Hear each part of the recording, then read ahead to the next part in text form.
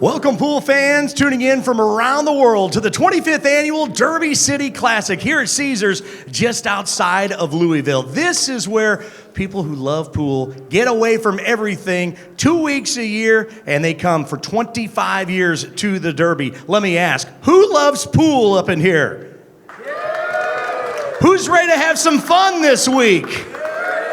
They're ready to have some fun. We're ready to have some fun, and I hope you are as well at home. Behind me, well, we have several hundreds entered into banks, 9-ball, and up in front of me here, we have a beautiful 5 by 10 foot diamond, and we're playing 10-ball. Ladies and gentlemen, this is the Diamond Bigfoot 10-ball challenge. 16 of the greatest players on the planet, single elimination action, and we are in round 1. Time to meet the players. First up, he's a 2012 Derby City Banks champion, also 2016 Billiard Expo Players 10-ball champion, and back-to-back Texas Open 9-ball champion. He's sponsored by Predator. Make some noise from Toronto, Canada, Mr. Smooth, John Morra. And his opponent is 7-time Pan American champion. He's sponsored by Kamui, Mezcuse, Action Palace, and Clutch Shot. The Golden Boy from Caracas, Venezuela. Make some noise for Jesus Atencio. It's a race to 10. We're lagging for the break. Our referee is Mr. Ricky Bryant. And sending it up to the Accu-Stats Skybox, Jeremy Jones and Mark Wilson. We want to warmly welcome everyone from icy Louisville, Kentucky, as we have 10-foot table, 10-ball action. Alongside me is my favorite to broadcast with, Jeremy Jones. I'm Mark Wilson, and Jeremy, what can you tell us about Jesus Atencio? Well, super talented young man from Venezuela, now residing in America the last several years, and took a little time off, back at it now the last 6-8 months, but took about a year or two off. And, maybe sometimes you can get out there, feel like you're kind of spinning your wheels a little bit, even at a young age. And I kind of like him, taking that time off and trying to regroup and come back. He's got a super big upside. I don't think there's really too many more pure strokes in the game. We'll see another pure one from his opponent. John Morra, Jesus has really been impressive. I know he had a great run at the International Open, and we broadcast a few of his other matches. And like you said, just a gifted athlete. And sometimes when you're youthful, you expect things to come to you. You're in the big leagues now. You expect things to come, but everybody here is that good. So you're used to kind of running over guys maybe in Venezuela, but here it's every match is going to be a big test. This is a race to 10. 10 games. The rule, Ricky Bryant right there on, they have a line. The cue ball must be completely behind the line at this event. 1, 2, and 3 are in the corners, but they're supposed to be randomly racked. 10 ball does not win on the break. Got a little topspin on there. Going to be a dry break. Yeah, I think you have to settle the break a little bit when the felt's new like this. I think you see the four-railers go long. I think the side pocket ones can go a little long as well. But, I was wondering during the introductions, these guys had their game faces on immediately. No smiles, trying to get this Derby City Classic started correctly for them. All focused. Nice opener there from John. And, of course, we all know John, and sometimes his story of the last 7 or 8 years can slip by. It shouldn't ever, really. It's so amazing to switch hands. I always talk about just the mental anguish of having to think about that and know what you have to go through just to get somewhat back to what he was as a right-hander. Golly, it's unbelievable. He had to switch hands. I've never seen another guy win a pro tournament or two right-handed and then train themselves to play opposite-handed and come back and win a couple more tournaments. Yeah. Never seen that. Mizrak and Siegel used to play tremendous pool opposite-handed, and you might think it's your dominant hand if you watch them, but they didn't win any pro tournaments that way. Yeah, the first time I ever put my eyes on Buddy Hall, I thought he was lefty. He was practicing for, a couple hours. It seemed like left-handed. I was 18 years old, and I told somebody, man, I didn't know Buddy Hall was a lefty, and they said he's not. I could not believe how well he played opposite-handed. Yeah. Really mimicked his stroke on both sides as well. Same type, yeah. Efren as well. Efren really incredible opposite-handed. Marco Marcus was one of the best I've ever seen opposite-handed. Better mention Ronnie O'Sullivan in this group. Yeah, well, right? I haven't got to put my eyes on it, in person. But I did watch a video just the other day where he capped off a 147 opposite-handed at about 100 miles an hour on the black. It was pretty gross. He was playing a pro match one time, and he was ahead, and he finished the match opposite-handed, and the other pro was offended and said, "Look, you disrespected me." And he says, "If I can beat you opposite-handed, you don't deserve any respect." Yeah, well, it is nice, especially on the 10-footer, to have both. You'll see John switch for certain types of shots, power usually, or really heavy spin. And, of course, he breaks the ball still righty. A little punch there, so he's not going to get quite as close to the 6, have a little more angle maybe than he desired. When Jeremy says a little punch, what he means is he didn't hit effective high. He hit just stun high. And so it didn't have the carry or the travel that effective high would put it. Yeah, and the 10-foot, there's so much difference because you look at the 8, right? It's a nice place, so you feel like you can come over on the 7. But on the 10-foot, if you land straight on the 7, the 8 becomes way more demanding than like even a 9-foot table, the side pockets point. And stuff. So that extra half a foot going across the table, it's remarkable how much challenge it adds. Nice angle there, good recovery, a very smooth opening run out from a dry break here. Now, I think John has really acquired a lot more power with the left because his timing's improved through the years with it. But you think the equipment, like if we had to play on the old, slower stuff from years ago, this switch may have been more demanding just because you have to get into the cue ball so much more. And there you saw some power there, stunted away from the rail. Yeah, really good timing with the stroke there. Got a lot out of the cue ball. Complete admiration and respect for what John Morra has been able to accomplish left-handed.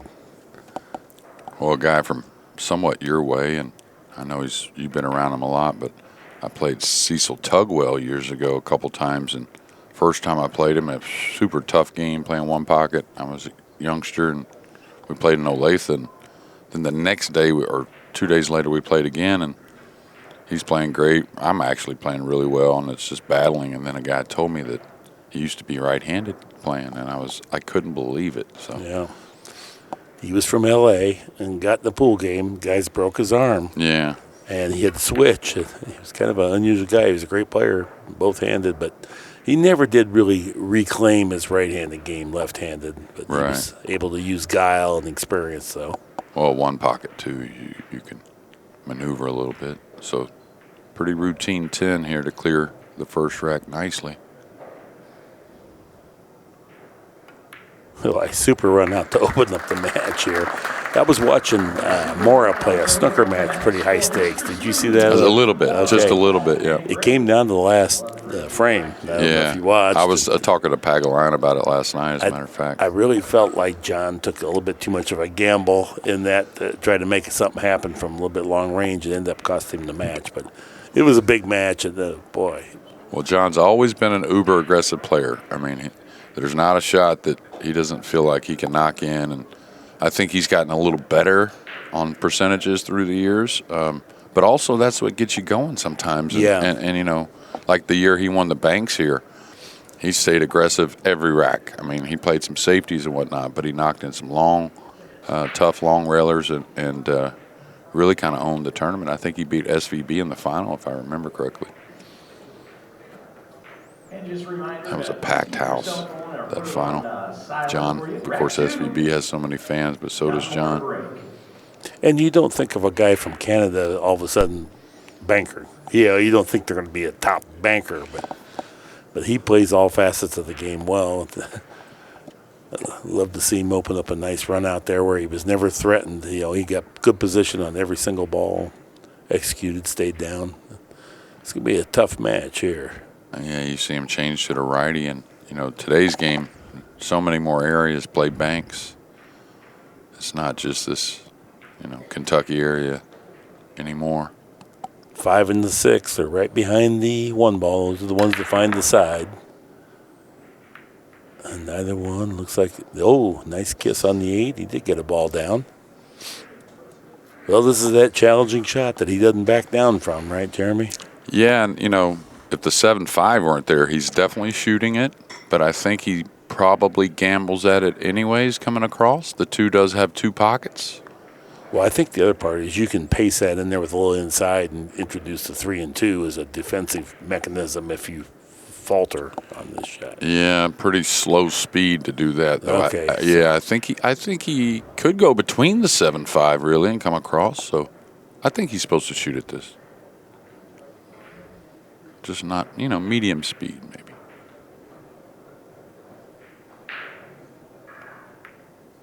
Now that inside got him on the new felt. Maybe it deflected a little more. I've been thinking about that a lot lately with the deflection on the new felt. And I think what it is no matter what you do, if you hit the right side of the cue ball, it's going to deflect left, right? I mean, but the slick felt, what I see is it doesn't have the bite back. The spin brings us back, right? And the slick felt, it seems like it just kind of spins out there a little extra without the bite coming back early.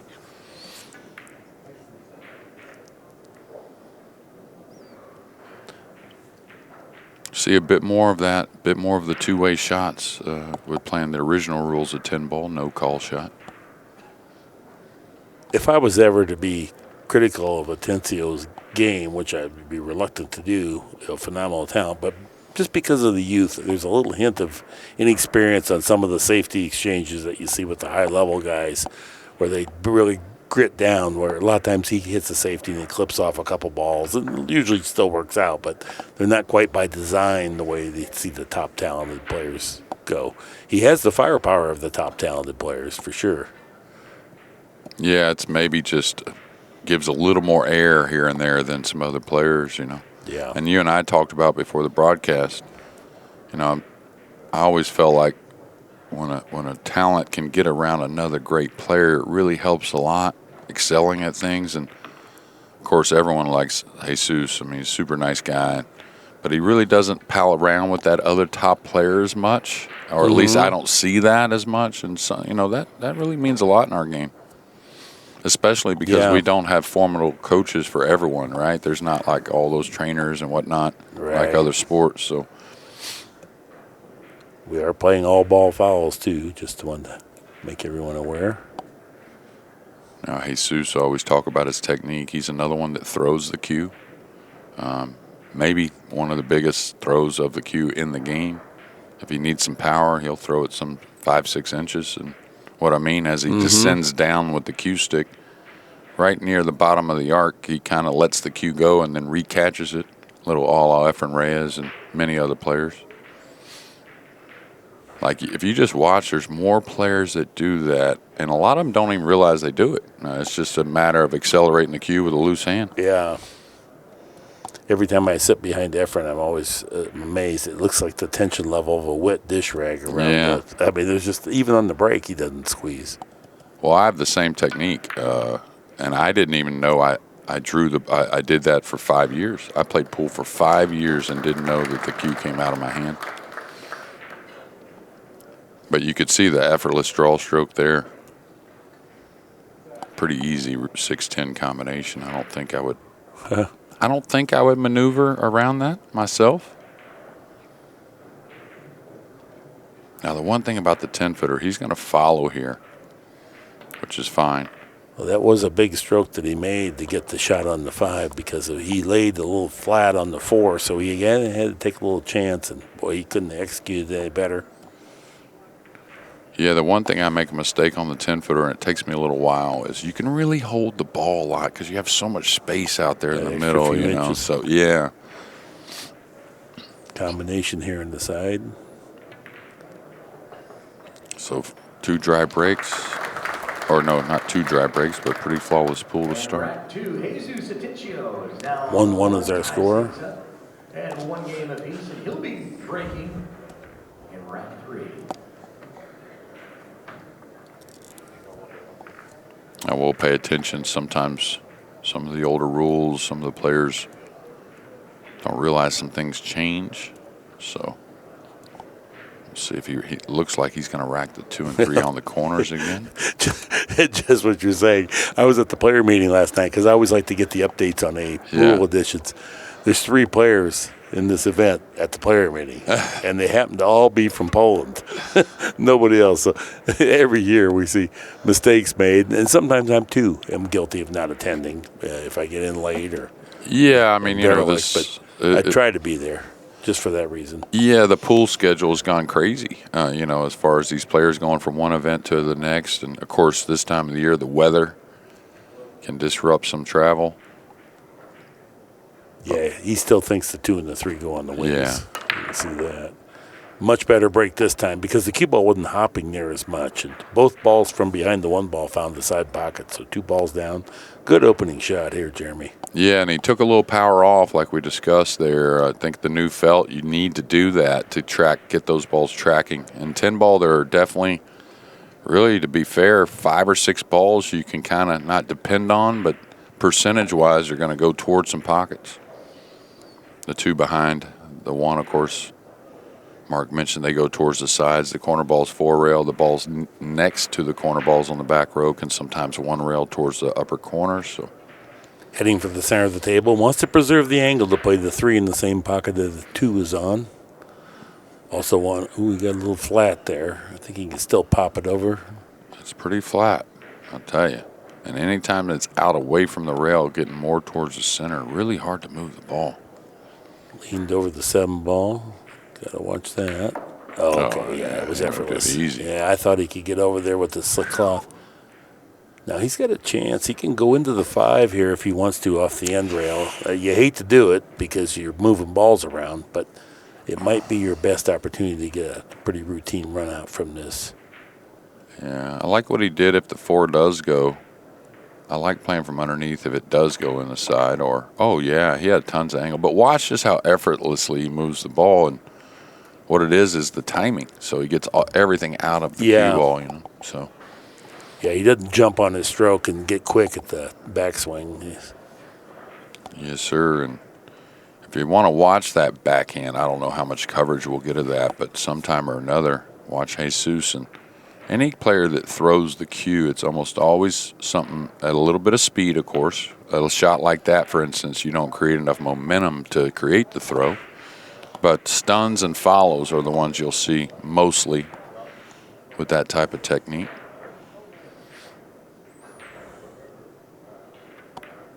Even there, as light as that was, he let the cue go a little bit.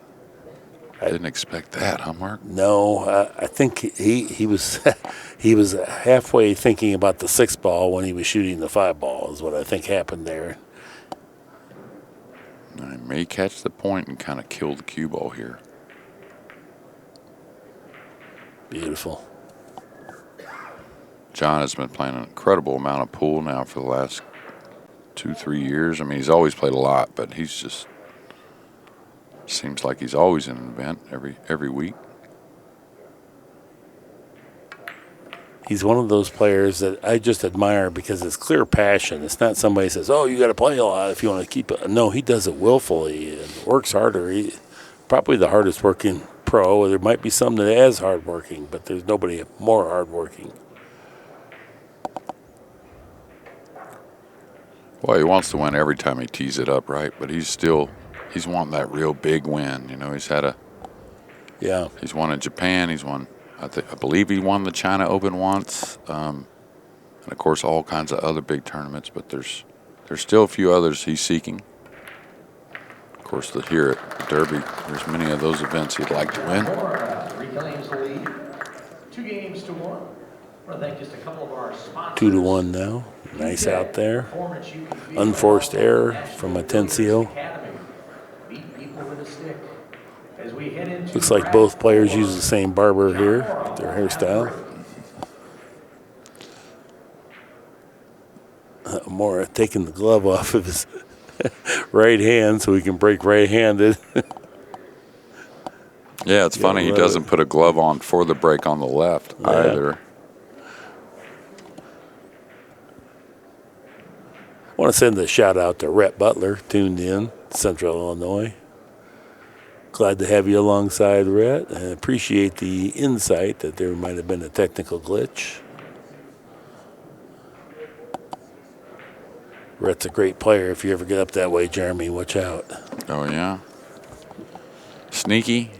No, just a good straight shooter. Younger guy? Yep. Yeah. Tall, lanky guy. Runs out with will, at will.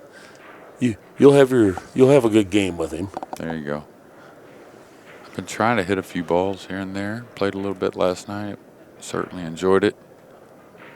Tables were playing great. Bank pool, right? Yeah, I played a little banks with a guy that we've been trying to get together to play a little bit for some time. And hard to sleep around this derby, you know. You want to hit balls or do something. The 9 and the 8 ball right behind the 1. Oh, no. Oh, dunked the cue ball. And really, you know, the ultimate mistake in rotation pool, but especially after a big miss or a simple miss from Jesus. Jeremy and I are rooming together. He said I was really snoring last night. But I was tired. I was super tired. He knows I would have played poker with him last night if I had been up to it. But yeah, had a long travel day. Just getting to be able to come over here, it's always a big week of work beforehand. And then I still have a ton left to do when I get home to catch up on, but wouldn't miss it for the world. No, I think you and I are pretty fortunate as far as the way the game's evolved, and you and I both do some teaching, and so there's a lot more people interested in trying to get better at pool, and that helps us. But yeah, big mistake there on the break. It was no unlucky kiss, just a mishit on the 1. Now Jesus can really leave that miss in game number 3 behind and try and tie the score. These matches are turned around not by shot making, but rather at the unforced errors. And when a scratch on the break like that, where it wasn't kissed in, that's an unforced error. When it gets kissed in, that's just going to happen, and you can't really do much to deny that. There's that scratch on the break, and Atencio's missed 5 ball. Other than that, it's been perfect pool.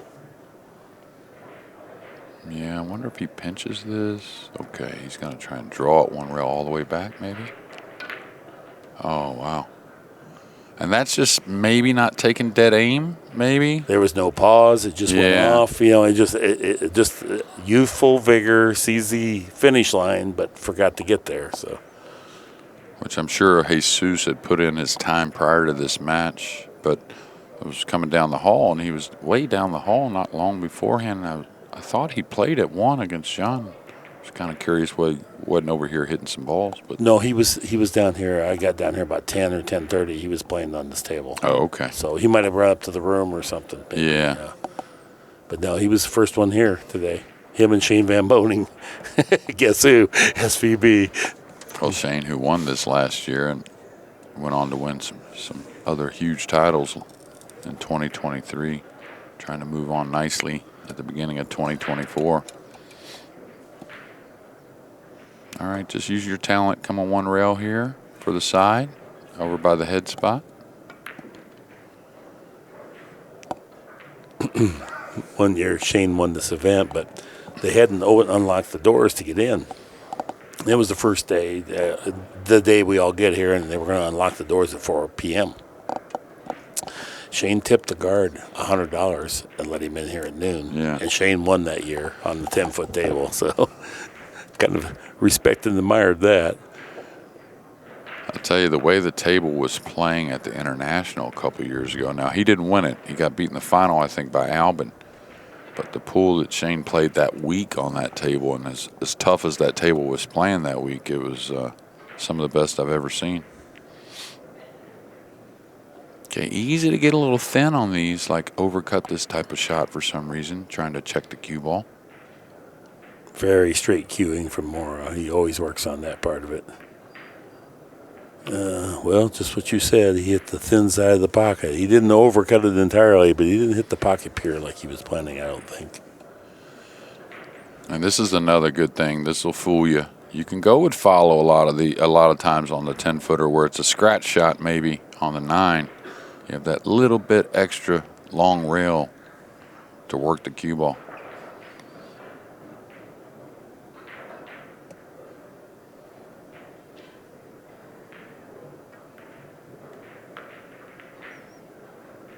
Nice speed. Just filters it up there.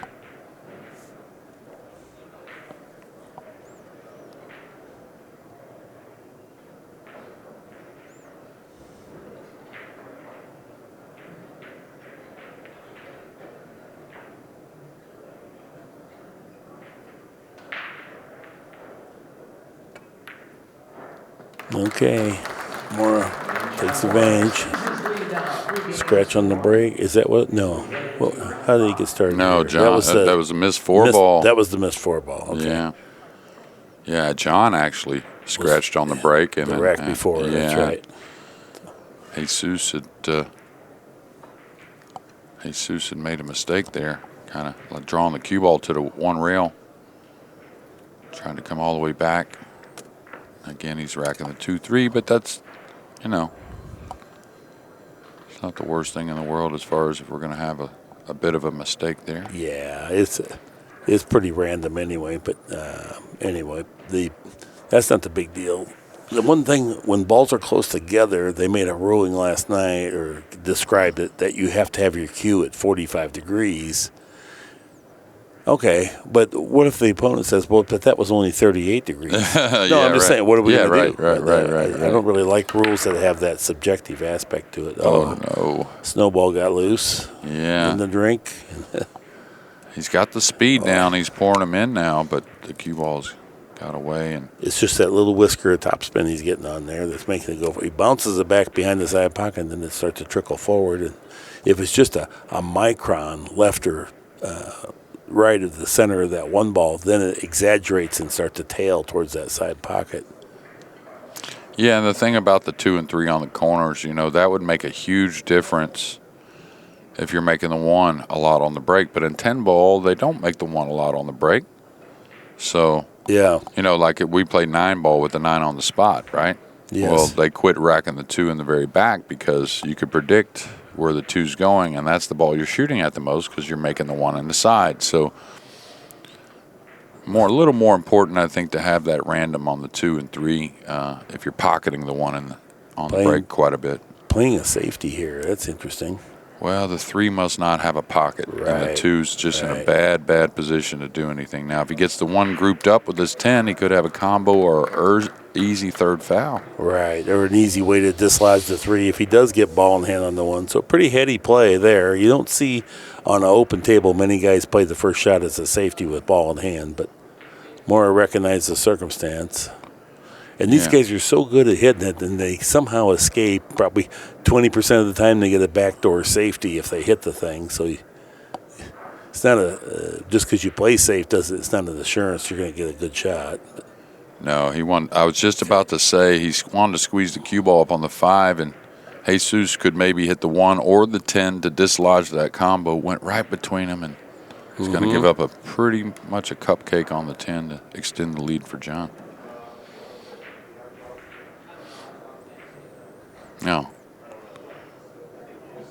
I guess there's no awkward cueing. That's another thing that's a nice advantage, right? What if you're cueing awkwardly on one side of the ball because you're lefty or righty or something, and you can switch? It's pretty nice to have in the bag. It shouldn't be fired, but it won't be slow rolled, I don't think. Somewhere around medium pace.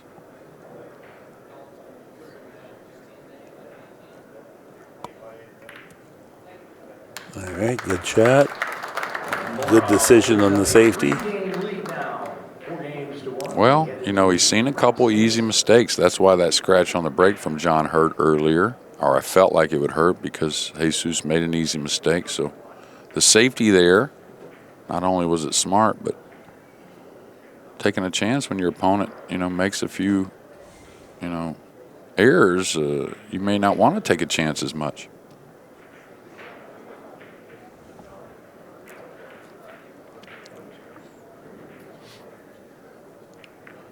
Tables are playing nice. Mark, I don't know if you've gotten to hit any balls yet. But I brought my cue just in case.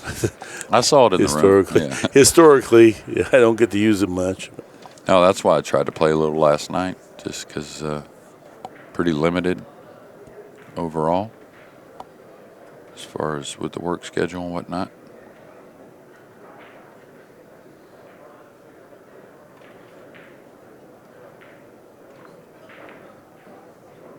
Four to 1 is our score.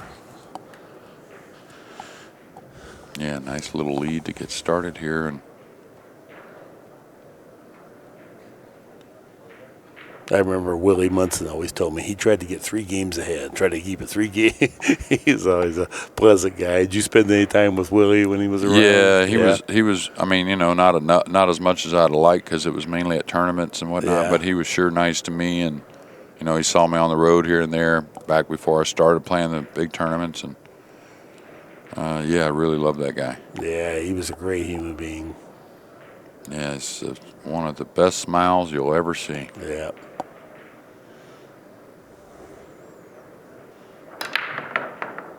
Okay, John, going with a little more power still. You'll see the 4 railers going quite long. Now, a decision to make. He's got a couple safeties. He could cut the 1 and run the cue ball behind the 10-3. I kind of like that. You could play behind the 9 as well. It's pretty easy. Just got to run your speed a touch a little bit with the object ball and the cue ball. There are some gaps running the cue ball if you chip the 1. But there's also some huge upside there because you got a ton of clutter in the way here if they have to kick or shoot straight at it. Yeah, no jump cues, so that does play a part on the safeties. He's cueing low, so he's not going to run the cue ball that way, I don't think. I think he's trying to put him behind the 9. I think, anyways.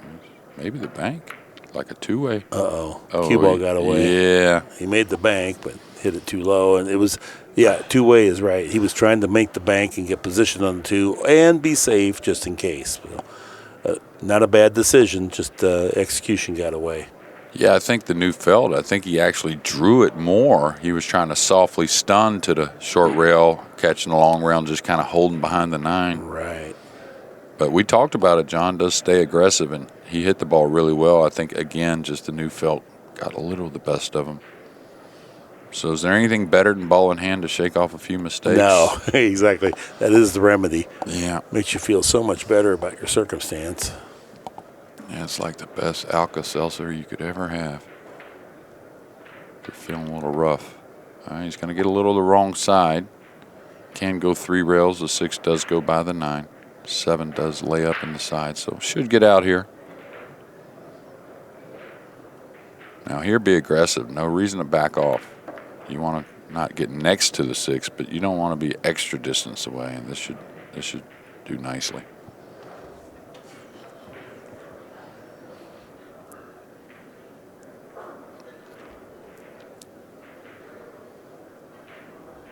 It's been this kind of shot, right, Mark? Just something right in front of him that got away from him a couple times. Yeah, if he can cash this in, that'll remedy a lot of his wonder if he's going to be in this match at all.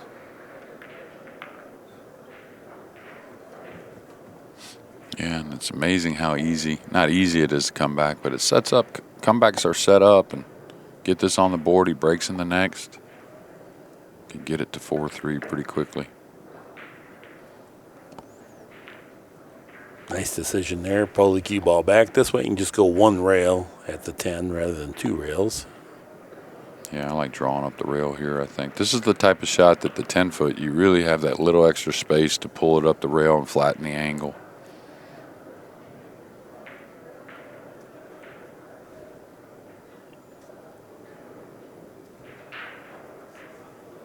All right, 4-2 is our score. Atencio picks up his second win. And Jesus gets his second win, 4 games to 2 now. And he'll be breaking in rack 7. Mark had mentioned earlier it's 3:37 and 9:30? That's our 4 matches today? Correct, yes. But we got some good ones coming up, too. Tonight, 7 p.m., Gorse versus Shaw. Yeah, I saw Can't wait. One. They can't wait either, I bet. Here's one of our viewers back in Macomb, Illinois. Rick Chirac says, I was always afraid to bring my cue when he was here. That's right, Rick. I know what would have happened.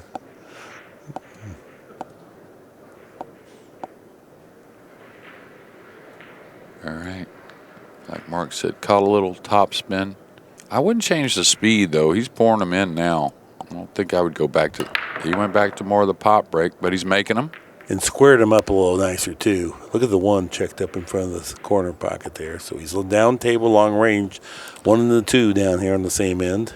The rail first, I think he snookered maybe partially here on the 1. And again, that when you hit the ball well, it looks like more power. He really didn't unload on those. He just hit them really nice. Mm-hmm. So maybe he can get at the 1. I thought he had to play a rail first. Looks like rail first here on the overhead, but Yeah. now rail first makes the position. Yeah, your speed control's got to be a little bit better. Yeah, he's kind of got to bleed the cue ball softly because, again, rail first now. He's cueing down so he can get at it. Oh, nice hit there. Pulled it back about 2.5 inches to get a real nice angle to work with.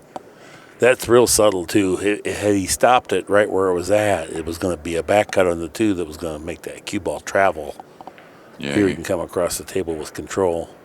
Yeah, you're right. He would have been concerned maybe getting over the 7-9, something like that. So he's got some work to do, though. That's a nasty little cluster with the 7, 8, 9, 10. Very much so. Yeah, that's going to be treacherous.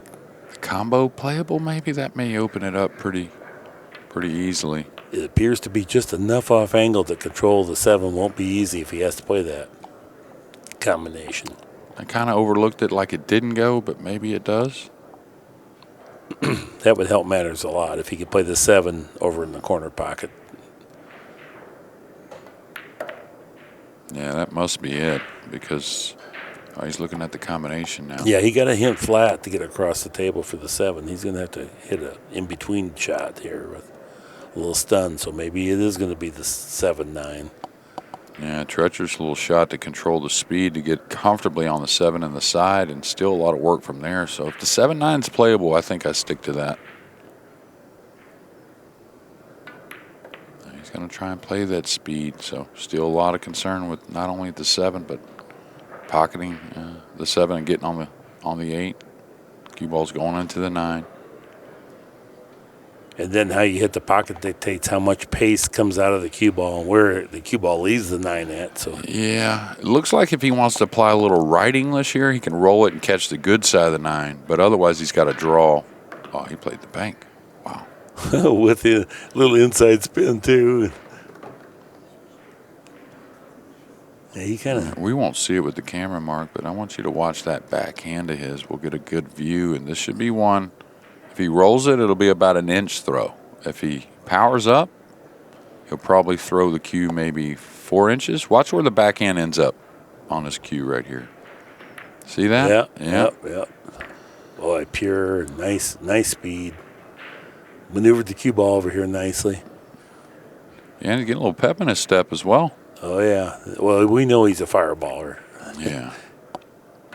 He's all about playing offense. Boy, what a nice run out this was.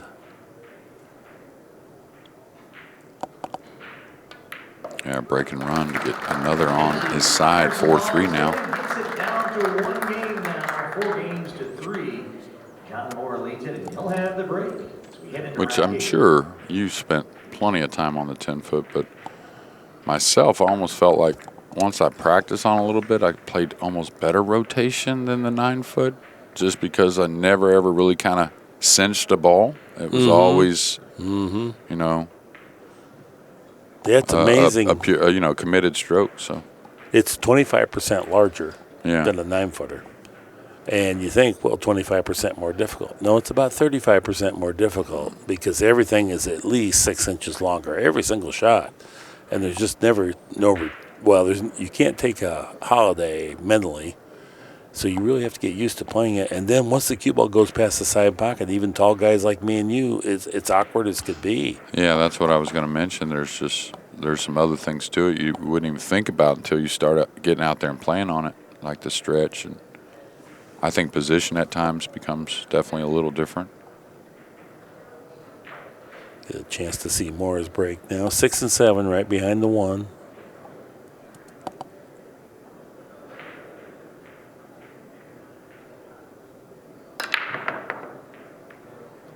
Yeah, they're dressing up those balls in the side along with the 1 in the corner. The 2's going to open. More in a great spot here. I like to play straight pool on my 5x10, and but the break shots, you always have to play you keep the cue ball on the far side, or not always, but a lot of the time. For a right-hander, right? Right, Yeah. well, but a lot of times on a 9-foot table, I let that cue ball get a little closer for my accuracy and it's not just accuracy pocketing the ball, but it's also accuracy going into the stack. If you hit the pocket thick or thin, it changes how those balls dislodge, Well, that, and I think also on a 9-foot straight pool, I think you would be satisfied a little more with what you have, meaning like you can play from a few more positions that you're okay with mentally, where on a 10-footer you'd be like, do I really want this break shot from below the rack, cutting it back and running 3 rails off the rack? I mean, those could be pretty demanding. I like the choice here rather than laying up underneath the 9. Mm-hmm. Very open center of the table. Key here is don't let up. Make sure you get through the ball. Yeah, it would be so easy to settle for that 2-ball from that side rather than work the cue ball back out where he did. But this lends itself to a better run out, easier run out. Yeah, and I kind of feel like both players are really heated up now. I think we're going to see pretty perfect pool from here on out. Just kind of hold the ball like a hair of a stun, maybe, just so he can reach it a little better. Or is he drawing back to the rail and over? Oh, he's just killing it. There was more angle than I thought, Mark. Yeah, he was right away. He was concerned about the 5-ball, and then he saw it was not going to get in front of the 5-ball, so he was happy. Okay, tricky little shot. You'd like to say just, kind of knock it in with a little inside, which is probably the play, but does make it a little missable at this speed.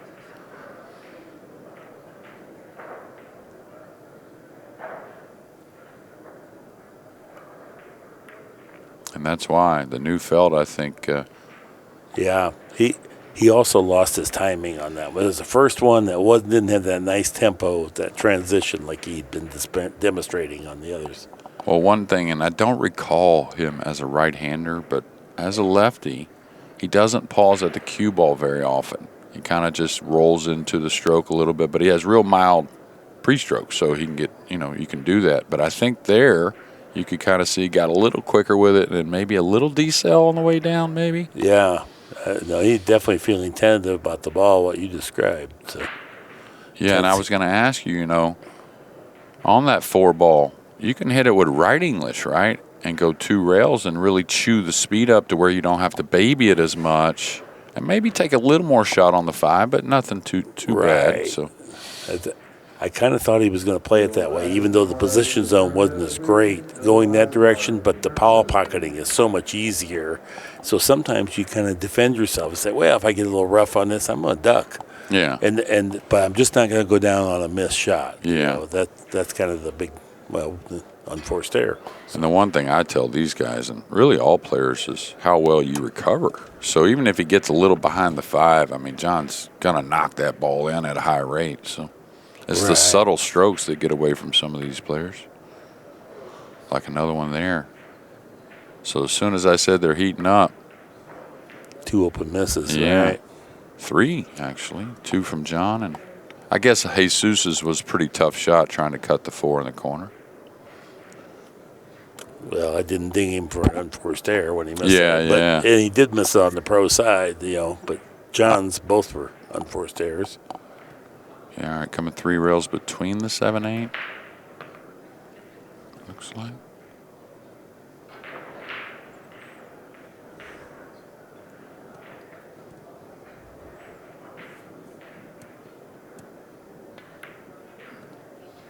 Ooh, let the cue ball get away here, Jeremy.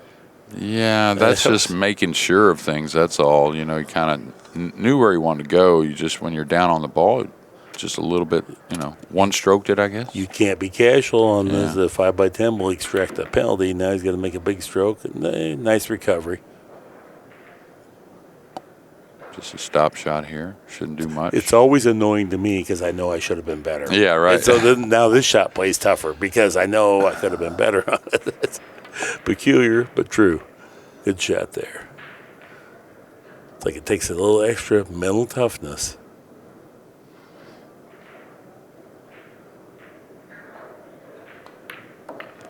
Okay, good job there. 4 apiece. It's race to 10.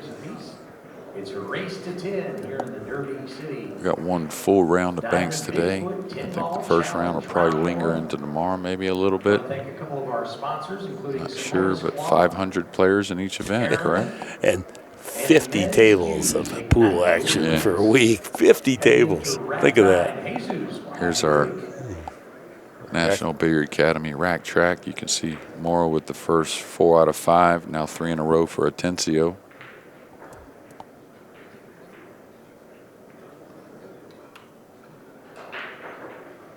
Yeah, Atencio does not know the rule. The 2 and the 3 have been on the corner every single time.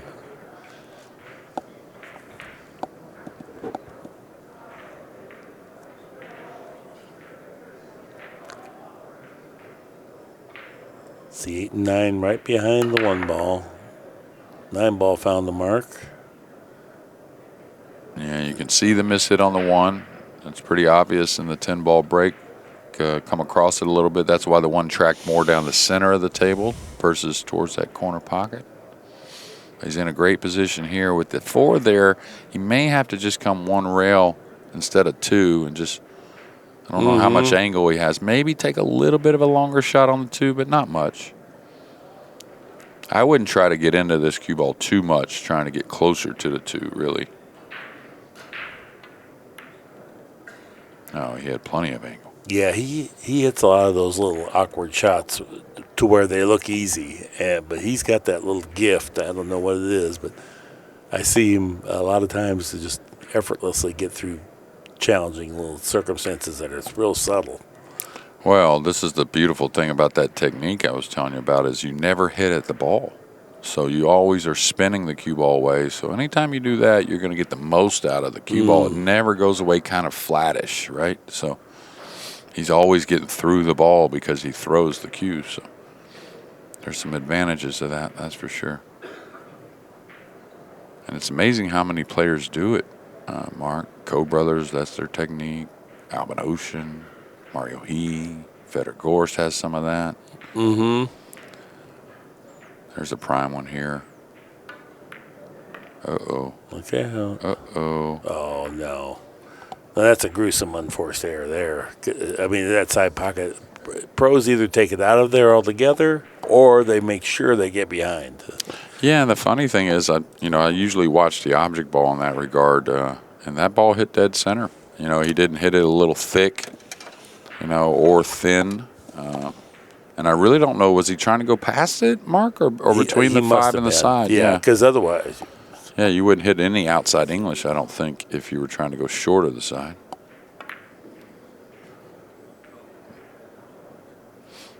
All right, little awkward here with the 8 there. Not terrible, though. Actually, maybe a little more awkward than I thought. Now he's going to have to roll the ball. Does he clip the 8? Does he go by it mildly? I think he goes by it if he goes real soft.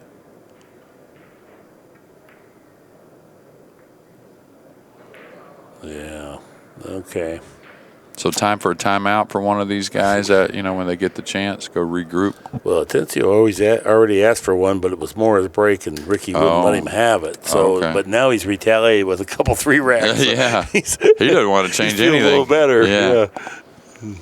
He said, "Thank you, Ricky, for not giving me that timeout." Now John is the one that seems like it's been 3 mistakes, glaring mistakes, here in his last few innings.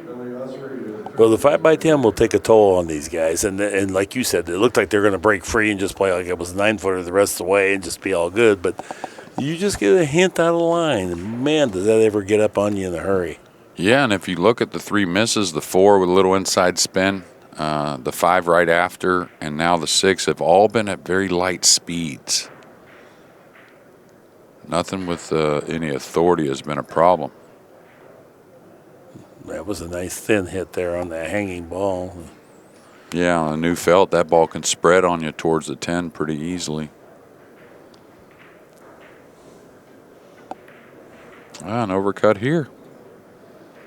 So maybe the player's not aware so much. You, of course, dealt with a lot of this the new felt, the ball's cut a little easier, right? I mean, I've always felt that. There's not much friction there. Right. Just seems to be Yeah. less friction. And we've seen all overcuts as far as misses on those types of shots. Yeah. Well, to be fair, these guys never get to play on a 5x10 to begin with, so Yeah. it's awesomely intimidating. One time I was down there doing a thing on Pat's video for lagging, and I looked down there. I've been up in the booth all week, and I looked down there. It looked like the flight deck of an aircraft carrier. And when I got down there, and I owned one, I was like, good Lord.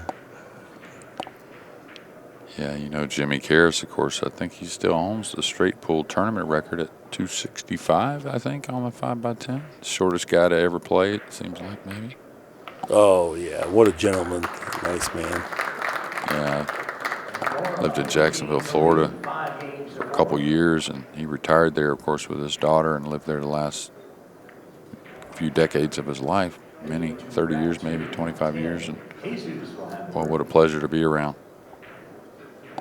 How old were you when you started? Pool? Yeah. I started way late. I didn't start till 17. Okay. So I was mainly baseball, tennis, played all the sports, but I didn't even know you could play pool like for a living or really. I thought it was just kind of a fun luck thing. Like it's something to pass time, yeah.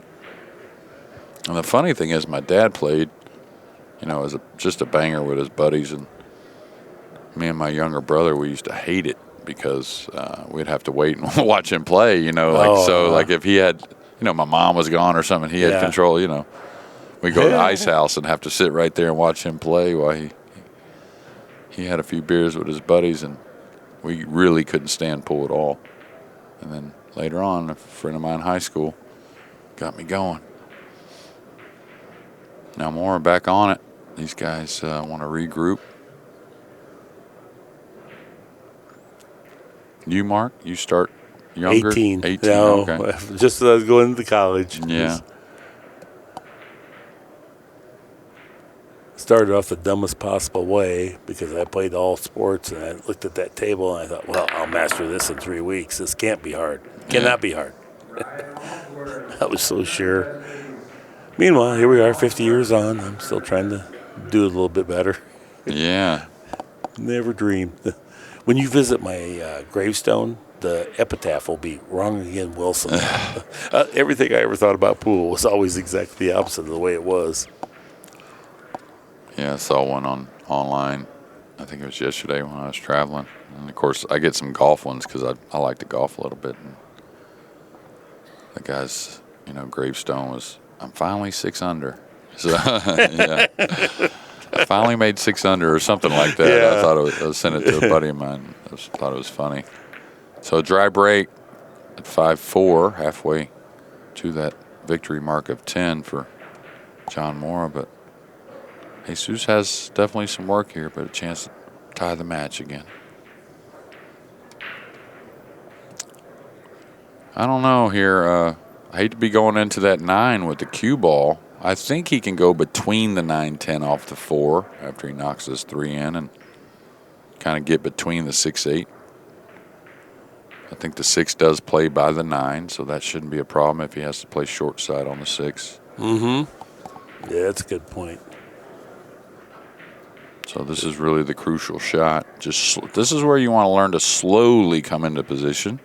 Don't want a whole lot of movement on the cue ball. It's got just a hint of an angle. I don't know if he can draw it back to get to that gap, or he has to go to the side rail. He has to go to the side rail, and he took the 8 out of it altogether by going with pace to make sure he got past it rather than be cute and try to get in the gap. Yeah, this is a funny, awkward shot here. I think he has enough angle to go back and forth, but the thing is, on the new felt, it's hard to hold the line on the cue ball. It wants to, bend a little bit. He might be able to roll it, too. I think he maybe. That's thin. No? Yeah. This is the shot I was talking about, like going. But you see how the cue ball arcs a lot. Didn't expect to miss, of course. No pause. He just went off in his hand. And we talk about pauses, and, the one in the back, the top guys that I watch all the time, it's about 20%, 25% with the players, but it's about 98% with the paws in the front of the cue ball. Right, the with front. the tips at the cue ball. Exactly. That's right. That Yeah. one there is like almost every player has it. The pause at the end of the backswing, that's not really a material thing. You can do it or not do it. Right, but you have to say, I'm all done aiming when that tips at the cue ball, and now my job is to go straight, whatever. Or say, no, I don't like it. I'm taking another practice swing. Yeah. But you have to make that distinction where he didn't. He was still split-minded, and it just kind of exploded. Yeah, well, the shot clock, that's where one thing we haven't talked about that much can get a little bit on you. 30-second shot clock here. Yeah. The other thing that happens, too, is when you have to go through kind of a tenuous circumstance where you got a nice position on the 5, he played it the way he wanted to, but then it was a little awkward, at which point then, he got a little tentative and split-minded and cost him. Yeah, didn't make a quick decision on it. Yeah, that pause at the cue ball, of course, technical, me and Mark always probably talk too much technically, but we love it. But every sport kind of has it, in golf you kind of waggle. You never just waggle and go right into the swing. You always set the club, and I kind of demonstrate each sport what kind of pause they each have, but they're really, really important. This speed looks really good. It's gonna get Creep by out there, yeah. Kind of identical to what happened to Jesus. Jesus knows he can make this ball, but he also knows that cue ball's tracking 2 cushions towards the corner pocket down there below the 9 when he makes it. Yeah, this is a difficult kind of play here. I mean, you could say I'm going to go behind the 7. Yeah, you hate to introduce side spin when you're playing the 5 offensively, but he did. He's going to get that snooker maybe that he wanted the first time. No, he's going to come out. Cue ball's been there every shot, Mark. 5 spinning this zone. Yeah.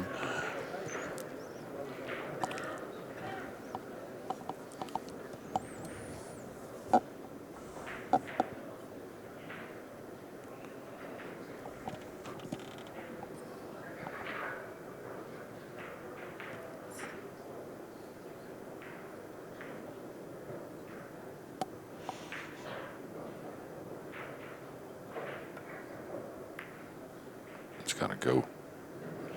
It's got to go a little bit. I don't know. I think that was always touchy. Trying to contain the 5 and get enough travel to get back beyond the 10. Looking at the banners from last year. What we got here? Yeah. Feder Gorse, of course, with 3 of them, but I really think those are probably maybe the odds-on favorites in the events again this year. Got Tony Shohan trying to repeat as a one-pocket champion. So impressed by Jonathan Hennessy last year, the fight he put up, and, of course, Efren Reyes.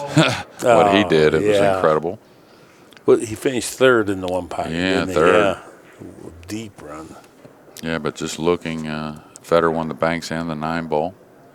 Got to feel like he's the favorite in the bank, I always feel like he's favored anything. Yeah. Well, of course, he's one of the favorites in the 9 ball. I really like the way Shane breaks on this 10-footer and the 10 ball, so I really feel like he may be the favorite again in the 10-footer.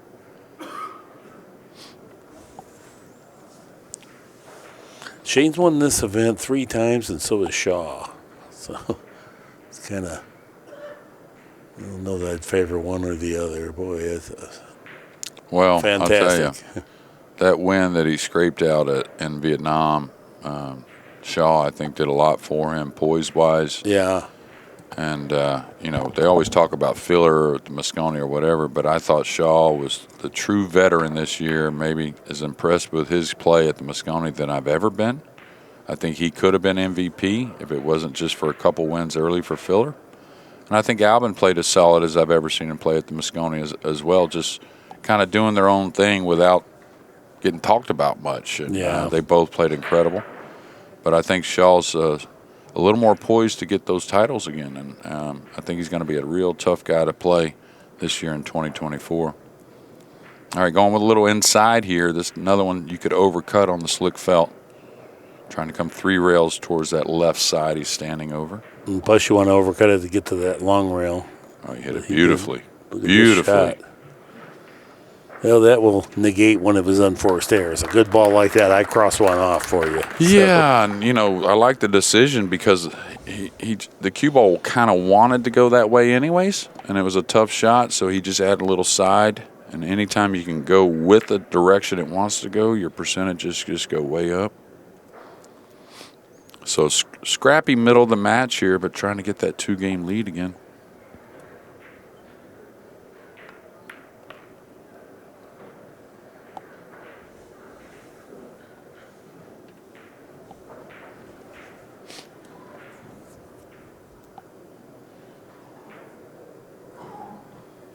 Now, John, he had some issues. That's why he had to switch health-wise. And, I've had issues as well. And the more I teach, the more I realize if you're cross-dominant eye, it seems like more people have issues with their neck and whatnot. Like John's a very left-eye he's left-eye dominant.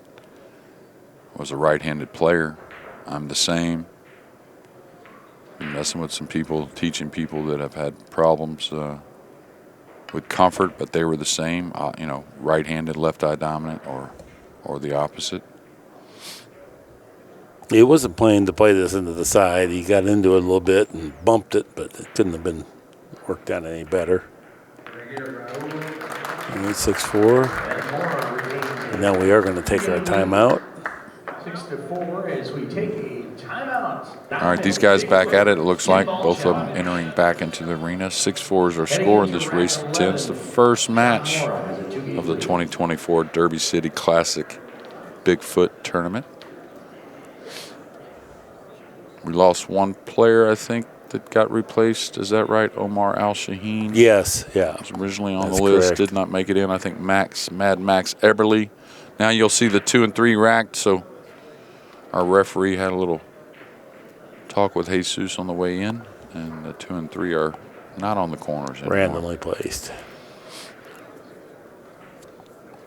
Yeah, if you're not making the one, I don't know how impactful that actually is. Yeah, exactly. Anyway, yeah. that is the rule, so do it right. Right. All right, 6-4, Atencio trailing but breaking. Neither player has really found a good rhythm yet. Both of them are playing a little substandard for their skill set.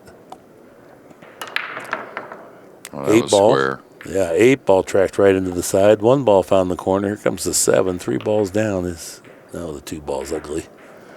Yeah, Down on the end rail. the 2 got kissed, and as soon as we talk about these guys don't make the 1 that often, so it does not matter. He makes the 1 in the corner. But that'll show you how you're hitting them. I mean, you want to set up the angle on the cue ball where it reflects of if you hit a flush hit, the 1 tracks towards the corner. So nice square hit on the rack here in game number 11. He's got a little sliver of it, I think, Mark, but I don't think he can really do anything with it. So it may be a push out.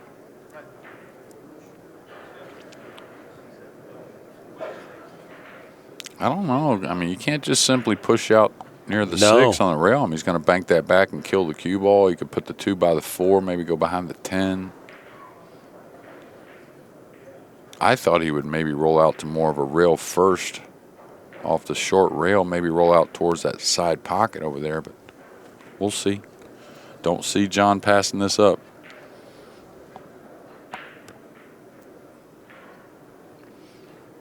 Now, it looks like to me, Mark, that he doesn't even have to kill it with inside, just a straight high ball and let the cue ball kind of come 2 rails roaming towards the 5 and 3. You won't get close to the 5 and 3, but Right. And the best thing, you don't have to get the 2 all the way down on this one, just the speed.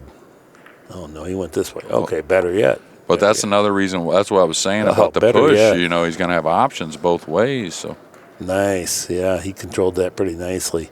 You know, that little shot right there, and if you hit it a whisker thick or thin, it really changes where the 2 ball goes. But if you're going to play pro pool matches, you're going to have to get good at defending yourself from that end rail position, and most of us don't practice it because it's not glamorous, it's not exciting, there's no feedback, but it does win. yeah, well, this is one thing I was told a long time ago, and it really hit home, is you can't pass up on a shot because you don't like it. You got to realize there's going to be plenty of shots out there that you don't like at a pro level that you just got to learn to still take on because your other opponent don't like it either probably, but he's going to execute or she's going to execute. So you Yeah. have to learn to not be so settled with a shot but still be able to perform. You know, a lot of people always say, well, I didn't like it, so I passed it. Well, that's a hard kind of excuse not to shoot a shot at this level, I think, Yeah. if that makes any sense. No, you got to make things happen. You Yeah. can't just wait for everything to be gifted to you. So sometimes you have to take on a distasteful shot that's not 100% outcome. These guys are so good if you get him back, and now he's forced to shoot it, so he shoots it more comfortably. And just Yeah. Well, the push out is one that you'll see a lot of that. I mean, you're trying to push to an uncomfortable situation. And oh, great cue ball there, John. Really nice. That looks like it's routine, but far from it. yeah, just moving that cue ball over there 3 inches and moving the object ball down there, 9.5 feet. Yeah. Real good job there. If you want to learn from that, always imagine the cue ball moving slowly. Most players, when you learn that, you cut it too much, trying to make sure that movement happens and it gets away from you. Now, when you kick at it this way, you almost never get separation when you hit it. Sometimes you can score it. Looked like he might have left a bank, though. Yeah, one Right. that John will definitely take on. I don't see him passing this. My point is that the cue ball and the object ball Oh, always end up on absolutely. the same hat when you have to kick Absolutely, that long rail like that. You don't just to get the separation, and boy, it doesn't come out for you very often. No, almost made it. Caught the pocket, quite a bit of the pocket. Here's just medium speed bank stopping the cue ball. No reason to draw it or anything. And he played the draw. Maybe felt better banking the ball that way. Got a little closer to the 4. Now a little flat, though. So this is going to pose problems, not getting on the 5, but maybe getting from the 5 to the 6. Mm-hmm. Even just getting away from the long rail here, it won't be a cupcake. Is he drawing back big time here? Is that it? I think to where he can reach it is all he's thinking. Because you're going to have to work the cue ball off the 5. You're going to have to use some rails. Yeah, that position there. He wants Good to get away job. from the 9. He dug out and got off that long rail, so now he can do some things with the cue ball here. Okay, top inside, not easy. He can zigzag back and forth above the 10. Not the worst shot in the world to take a little cut on the 6. That's the shot I like myself from distance especially. Just a hair below center, a hair of right English. Like that. Whew. Beauty. Boy, you're not kidding. He hit that confidently and with pace. Well, the beauty of that shot, the inside is the fun one, right? But when the pressure's on from distance, you always know that the scratch isn't there on the second side pocket, right? It's always going to spread on you. So Bustamante is the one I saw really shoot that a bunch of different ways, and the more he shot it, the more it made sense to me. And I think when the nerves are high, too, you're hitting it with a little outside versus inside and whatnot. We use outside so much more frequently than inside, so we're never as comfortable. It's not that it's more difficult or squirts more. It doesn't, but we just don't use it as much. It's just not as appealing. This has got to slow down. This is going to get near the rail. And talk about a difference between the 9-foot and the 10-foot, whether it's mental or not. These just look a lot different on the 10-footer to me than they do the 9-footer. Yeah.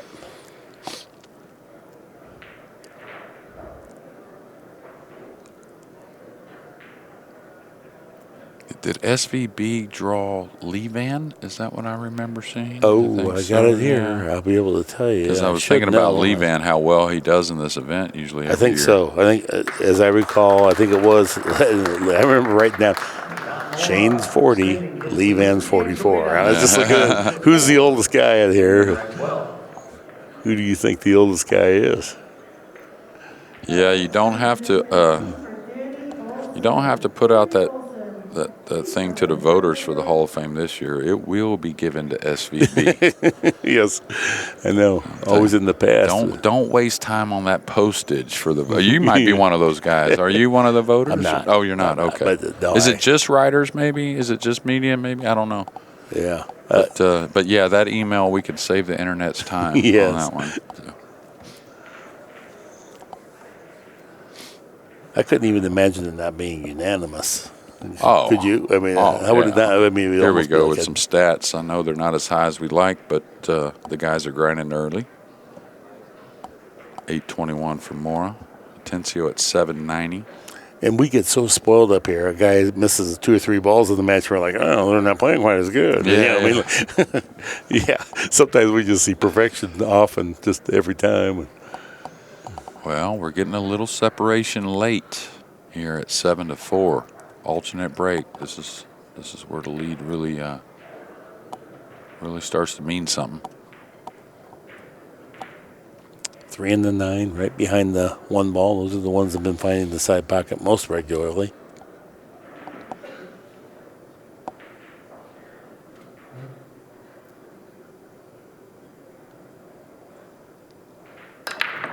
Oh, nice. Seems like he's not giving himself a good rack. The way the balls are acting, a lot of 10-ball movement. Look at this. I mean, there's every ball's down the other end of the table except for one. I mean, it's not, Yeah.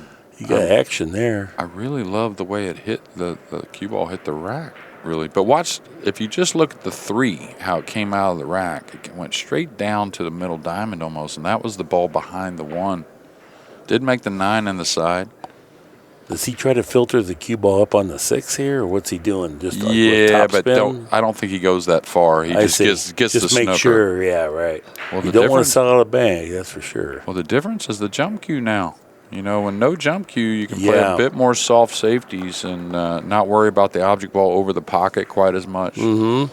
And when you can't pin them on the rail, you also really don't want the 1 right on the rail anyway because it makes for a bigger target. So he did a pretty good job there from where he was at. And then just what you said, the no jump cue, that changes a lot of this dynamics on safety play. Okay, going twice here, trying to come across it. Middle of the table pretty open, so hard to figure getting a snooker. Oh, he went 1 rail at it. So Morra rewarded with another good defensive play. He's had 3 or 4 really good safeties in this that have definitely gave him great scoring opportunities. This is a pretty nice layout, too, to negotiate. Yeah, like you said, past the 1 and 2, everything's on this end, so that makes for shorter cue ball travel. I'll tell you the other thing it does is just in case he gets a little thin, he can work the other side of the table because it's so open here once the 1 and 2 are gone. So really just getting from the 3 to the 4 to the 5 looks like the real work. Now he's ended up way thinner than I would have liked here. Just because anytime you're thin, your speed is hard to command. And he probably has to shoot the 3 for more distance, Mark, maybe. Is he going inside spin? Wow. He is. Okay. Okay, this could get away. No, he could hit it perfect. That helped with the distance, the inside spin. Nice job. Now getting on the 4, that's not perfect either. He's got to make a shot here. And he's stretched. He's a little off angle. And this is where the 10-footer, again, moving it to the rail. You can do that, but getting it all the way back out, not easy.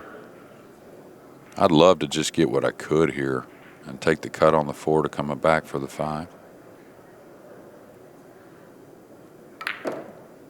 He didn't get much. That's how flat he got. And the extension, he disappointed. Yeah, I don't even know if he can shoot at this. I mean, really? I mean, are you holding speed for shape on the 5? I think you go a little left and go behind the side pocket and just take the long 5 and, you know. Yeah, it's tough, though. Ooh. Oh, yeah, for sure that. But you do have a nice angle to get across. You know, it's just going to be on the 6 if you make the 5. Yeah, but first you got to make the 4, of course, Yeah, which it's is not tough. a cupcake either. No, I don't know. I think he's shooting at it, but I'm not 100% he is. The first rack, you said he's very aggressive. Oh, he is. Okay, well. That one was tough. I mean, that okay. was Yeah, not only that had to tough be shot on super the tough. 4, but the distance on the 5, like you said, was going to be really tough, really long. Interesting. He can't kick to the side rail behind a 6 and try and kick and stick there. It looks like he could. He looked at it. He's just weighing his option, I think, is really what it was boiling down to. He's coming back to your shot. Yeah, and the reason why this is good is you feel like you're going to be pretty accurate, get a good feeling of this, knocking it around the table. Oh, he caught the 6. What happened there? That was He tried to do too much with it then. He was trying to play something with the 4 and then spaced out a little bit and got the edge of the 6. Because that's if you're going to kick, the edge of the 6 is, you can completely take that away. Yeah, and he maybe just overlooked it. Maybe just thought, oh, I got plenty of space. I'm just looking at what I'm trying to do instead of what's maybe in the way. No, maybe? that is exactly it. He was trying to do a little bit more and then got the 6 back involved. So we've all done it. Oh, this speed better be Look good. at this. Coming in tight. Coming in tight. Woo! Just the way I wanted it. Like here, that's what I was about to say. You may shoot this righty because it's a little awkward, more comfortable. Yeah. And that is one thing also that John, now this one he doesn't need power, but a lot of times if he's elevating the cue with some power, he'll go back to right-handed at times. So. The position that he got on the 5-baller, it's super tight, and it didn't, just the last turn, you always see players kind of just flip their hand like the table was off a little bit out of embarrassment of how treacherous they played. Didn't mean to be there. Good shot. All right, John. Okay, good job there. Good recovery. Extend that lead. Double the score at 8-4 if he gets out here. Would be Jesus's break. Don't take your eye off this one. A little tight going by the 10.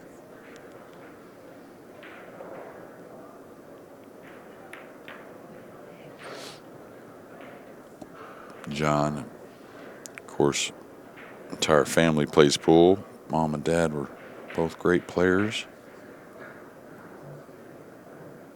Never beat his dad. 0-2 against his dad playing 9-ball. Oh, yeah? Yeah. He used to get invited representing Canada to, I don't know if you remember the BCA Pro Invitational there in Vegas during the BCA League event. What a great field that tournament was. I love that tournament. Yeah, that tournament was great. Really, really. I thought it was really one of our majors there for the 10 years it lasted or 11 years it lasted. Me too. Just because the class of the field. So.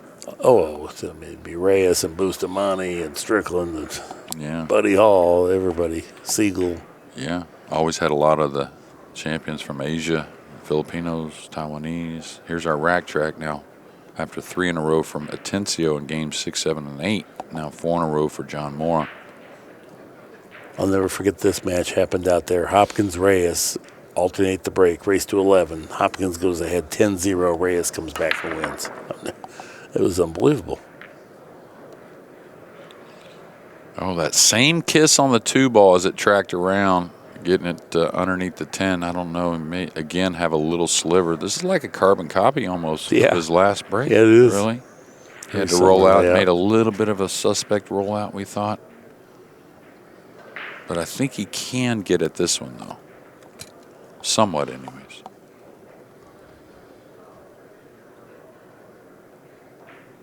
I think he's got to overcut it, though. I don't think he can make it yet. Speed, he's got to slow down. He's going to surrender a shot to John Morra. Nothing easy, but something he will go at. Interesting here. Like to play this with a little inside, probably. Could play with outside going towards the 8 with the cue ball, but normally you'd like just maybe a half tip of right, trying to avoid the 10.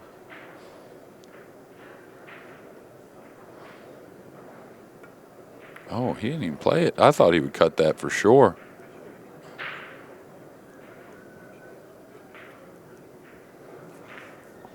Boy, the defensive game has really been Morra's strength in this set. Once again, Atencio comes to the table in a distasteful circumstance here with the no jump cue rule. It makes it a lot tougher. Yeah, and you read my mind there when I was thinking about it. He's missed some kicks. He's had a foul on one we didn't expect in the last, but I think it takes a little longer with this error to learn how to kick at the ball, just because they're so good with the jump cue. There's so many escapes there. Play a tournament without the jump cues. I think that you can see the value in having that, kicking skill, right?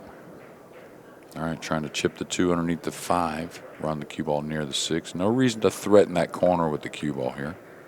That's what I would. He didn't play the 2 as much. I thought he played the 2 more than trying to get behind the 6 with the cue ball. Because the 8 and the 5 there, you know. And again, no jump cues. But this is awkward, too, to deal with here. Yeah, I think he's got to do the same. He's going behind the 5, it looks like. Got to be careful to not make the 9 or something He might weird. scratch there. Or the scratch. That's a problem if you do. Really He good. didn't. Appreciative audience recognizes that good shot. Tell you one rail, he's got a lot of action here if he can hit the 2.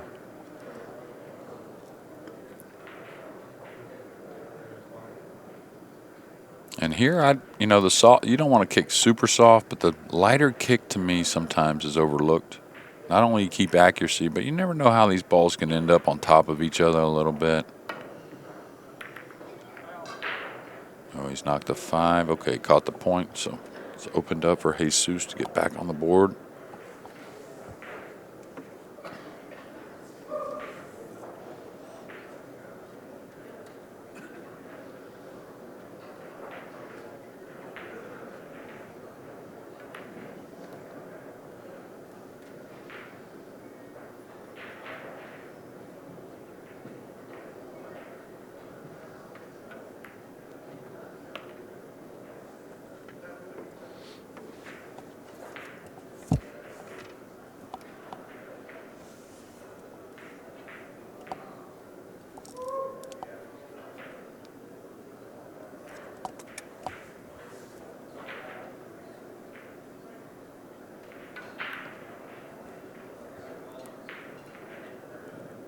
Got a little flat.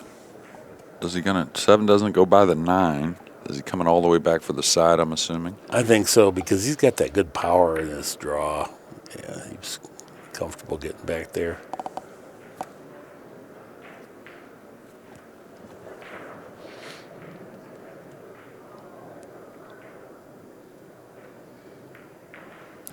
Okay. Fell below it by design. Here again, don't try to do too much. It's more about what needs done versus what you want to do. You can come out, handle a little angle on the 9. Don't have to get too straight.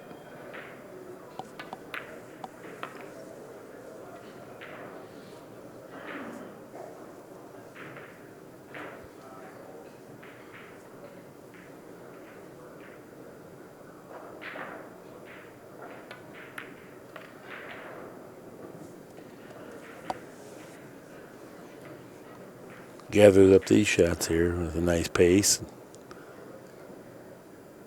Doesn't look like he's much the worse for wear, despite the fact he's made a couple of rough shots. 8-5 now is our score. 5 now. He trails John Morra. Morra will be breaking. John Morra will have the break.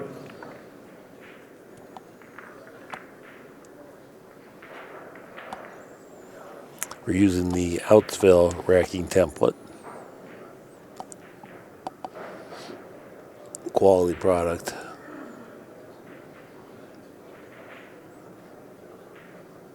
If you use a wooden rack, there's some unfairness in that. If you use the template, there's some unfairness, but I think overall the template is way the better way to go.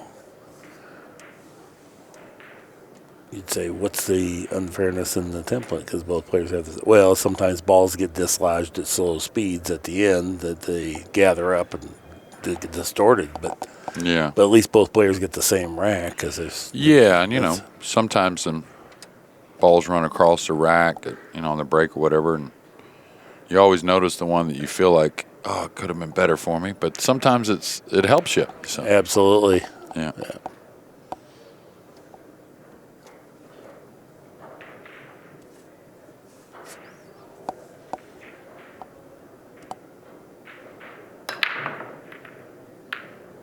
Yeah, I just don't feel like he's giving himself the same rack. Again, a lot of movement on the 10, which is something you will not see when the rack is good. Occasionally, but I just don't feel like the balls are opening up the last few racks for John. Didn't have a. See the 6 ball right there? If you could see it again, it was the exact same as the 3. It was racked on the opposite side he was breaking, and it's just shot straight almost to the middle diamond.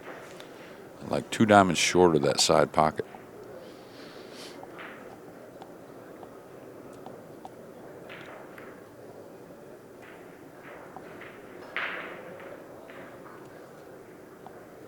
All right, he's left a sliver. One John may have to go at. Don't know if he really has enough of the 1 to knock it around. Maybe he does. If he does, he's got the 6, 8, and 5 to try and play the cue ball behind. No, he doesn't. This is a great view. So he's going at this. Probably let the cue ball go right into the 10. Yeah, he's going to have to not only knock in a nice one, but find a gap for the 2.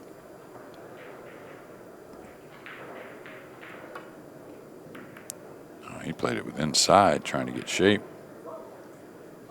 It was a quality effort for sure. The 1 ball rattled and hung. Just to miss it that close, that had to be a good hit. Now there's a 310 there if you can get to it. And I think somebody's gonna. He's dead snookered on the 7.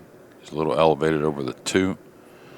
Can't really do the swerve to the left of the 7. That would be the better one. Maybe can get the swerved off the bottom cushion and spin into the 1. Mm-hmm.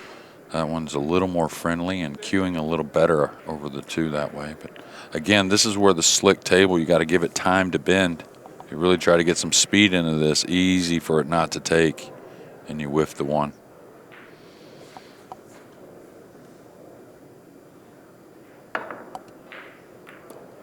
Oh, look at that. The super slick cloth. He hit it with a ton of curve, and it still had enough overspin that it hit the object ball, kicked back, and then kind of acted like it was going to follow it. Yeah, like in. a hydraulic, right? Yeah. Most unusual one.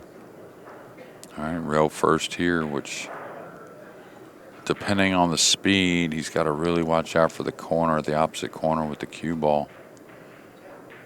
And I don't really know if he can get out for that 3 or 310 or any of that. Oh, he could see it. He could see it. That helped. Problem is, so can John.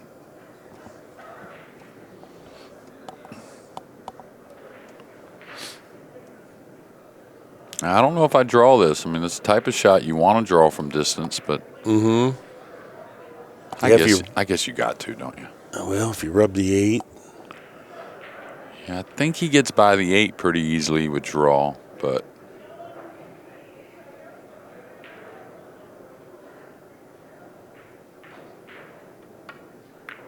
really beauty. Super smooth. Yeah. Oh, my. Yeah. How good did he kill the cue ball from distance? Bring Wow. rains from the heavens there.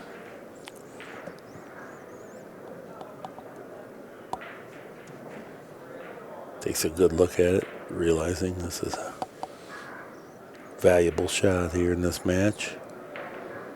And alternate break to be up 9-5 going to 10.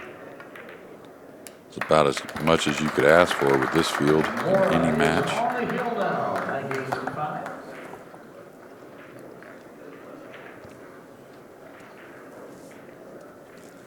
We got the headsets out in the audience here. Accu-Stats got all new headsets for the audience, which are pretty cool. They don't flicker and fade out like they used to sometimes. Carol here selling them. Pretty good bargain. Carol's awesome. She's been with us a long time.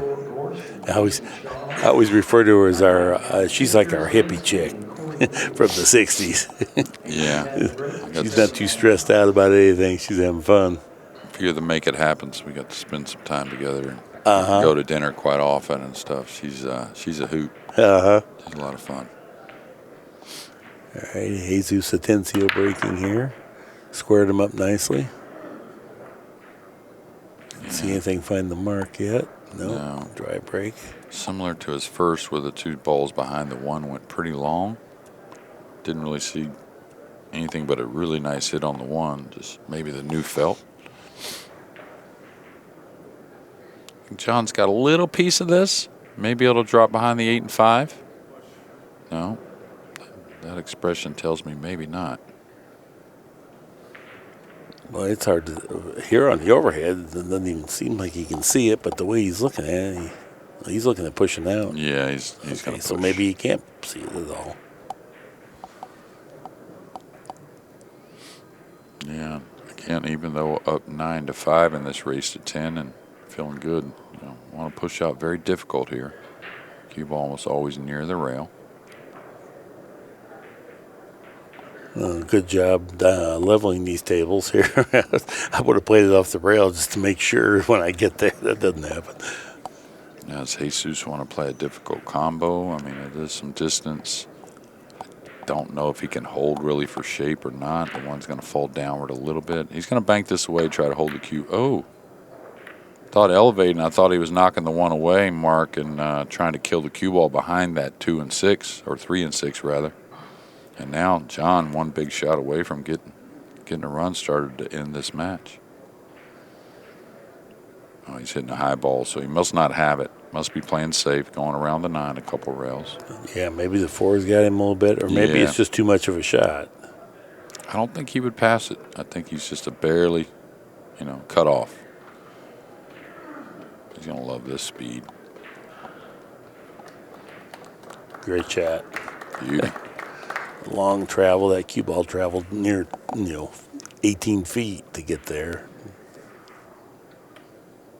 Got to make a good hit on the one to have your ball speed that good. And it's amazing, right? Excuse me, Mark. Whenever the speed on the cue ball is good, it almost always matches up with a good object ball. For one reason or another. I don't know how that works, but it seems to work quite often. All right, real simple safety behind the 2-3-7. You just got to dodge to 5 when the cue ball's running off the left side of the 1. I'm assuming that's what he's doing. Just decide, are you coming long or tight? One of the two.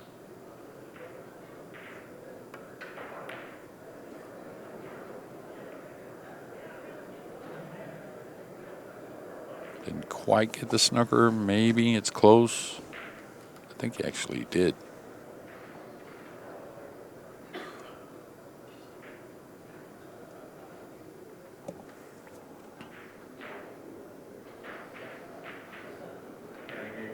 Gary Gray, come to tournament desk, please. Gary Gray, come to tournament desk.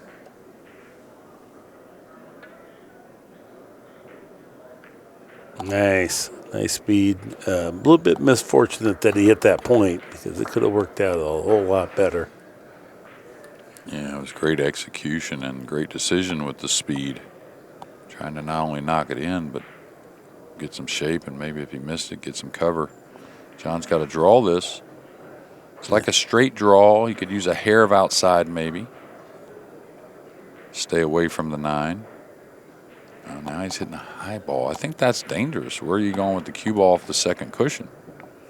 Can he get by the 9 off the second cushion here, Mark? I think he's going into the back of the 9 half the time at least. Yeah, that's what it looks like. Super fine hit. He did. Scratched. Too fine of a hit. He overcut the side pocket. Yeah, and initially he went down with bottom, and that initial gut instinct, how often I believe it's right. Yeah, the majority of the time it is, because we start second-guessing ourselves, and then our execution goes down. It's probably better off to just go down with what you felt was right to begin with. Yeah, especially with a shot clock, right? Yeah. And your instinct, it's not like these guys just learned to play, so they've hit lots of different shots, different angles, and a lot of times it's not a black and white issue, but I do think your first thought is usually the right one. Yeah, I know. Jesus has got a little concern because the 5 doesn't have a ton of pockets. They're looking for the 4, especially with the 6 across the table, so pretty important he gets nice on that 5. And now I don't know where he's going to go with it. Oh, the 5 does go by the 8. Excuse me. From our camera view here, it kind of looked like maybe it doesn't. He's got plenty of pocket on the 5. So it shouldn't be a problem. A little straight. Probably draws back for the 6 in the corner.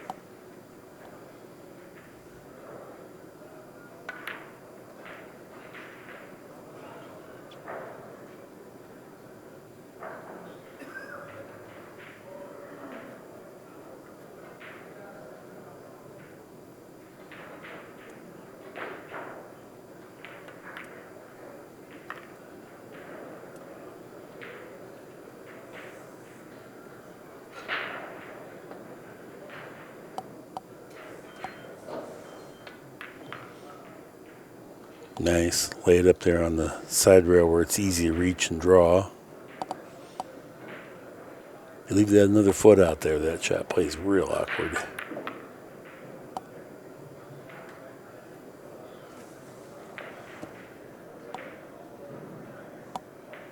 Yeah, a couple balls. He's, of course, 10-footer. You can't ever lose that. Any table, really, but 10-footer exposes when you lose your focus a little more. But should get out here, making it 9-6. Would be Moore's break in game number 16. I think, yeah. Jesus did win the lag. So we'll see about the rack here. And just don't think John will switch sides. So we'll see what that ball is racked on the far end behind the 1 and see how it reacts and get some more movement on the 10. One thing about the templates, you do have to know how to use them. You know, and the good thing about the Outsville, it always explains on the rack, and it's really how you should follow. You should follow those instructions as well. Right. Player meeting last night said that once you put the 1 into the template, you no longer can put any part of your hand on that 1 ball at all. You can't feather it or move it. You can move the other balls up to it. Right. But otherwise, if you're going to move the 1, you have to take everything out, start the 1 over. It's interesting. I've heard them go through that before. Yeah, there's differences of opinions on some of that stuff, I think. Definitely, yeah. And so much knowledge with some of the players. So, okay, so he's going to keep that spot. Let's watch how the 7 reacts. It was shooting straight across into the almost just above that middle diamond as the 10 was flying around. Hadn't had that problem to the last couple racks when John was breaking.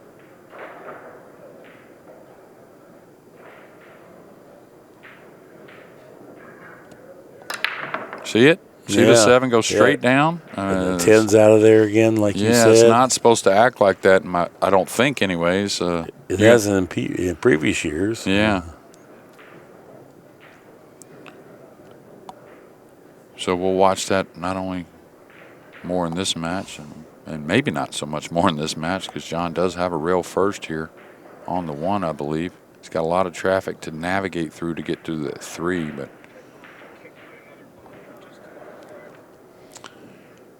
yeah, the 10 got kicked, but even so, when the rack's right, it doesn't get kicked. And so that'll tell you, even though it did move on its own down there, there was some variation that we're not used to seeing.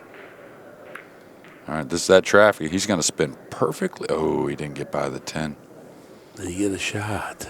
Well, he's on the 3, so he's got something, probably a safety with the 3 behind the 5, trying to use the 7, 4, 10 as some cover. He's going the other way behind the 8. He's trying to go behind the 5, maybe, putting the 3 above the 4, 10 here, Mark? I think that, yeah, rather than thinning it around. Yeah. He hit this pretty nice. Really nice. Oh, boy. Look at the weld. Look at the weld cutting off both the long rails. Yes.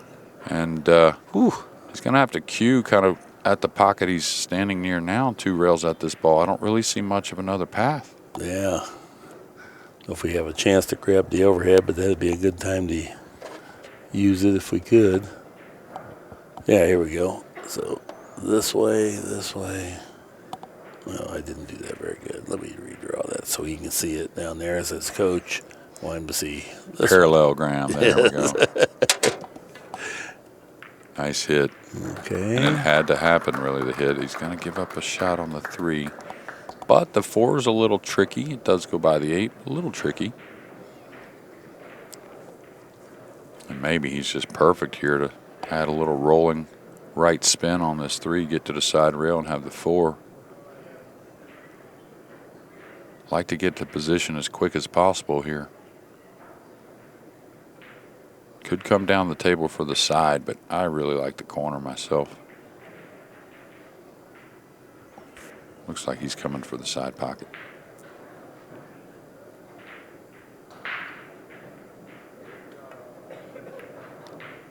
He went with the inside. The shot that he missed earlier at that speed was a little bit closer to the pocket here. Well, he's got to take this on in the corner. He looked at the side, but I mean, really no route for position for the Right. side. That doesn't make the 4 a little missable as well. If you maybe, I guess you could maybe draw by the 7 with low left English and spin 2 rails over. But I mean, where are you going to go with the cue ball? So one big shot, I think.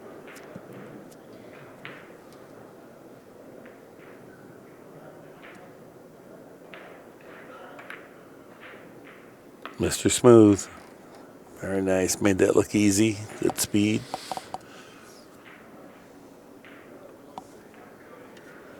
Just one rail out. And that's the word of the day for him here, is speed control. Gets on this 6. Should finish this rack and the match.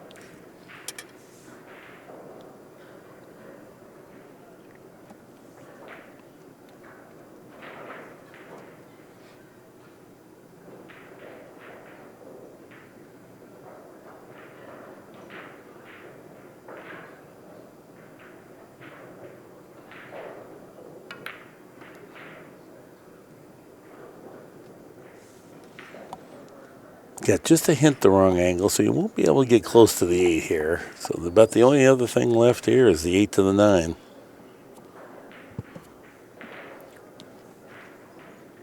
Well, he's following this, so he's trying to cue a little inside, get over, get a really natural angle on the 8.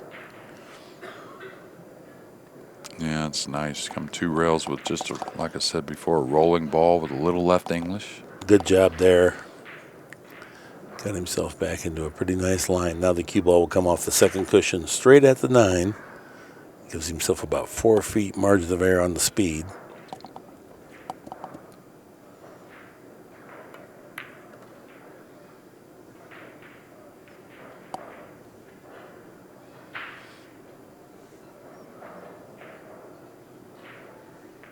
So we're probably going to lose Jesus. He didn't have the match he quite wanted. And I wouldn't say it was one thing or another, just, you know, it seemed like John played some nice safeties, a few missed kicks, a couple misses early in the match, got John on the board, and now here to finish it off with a routine 10.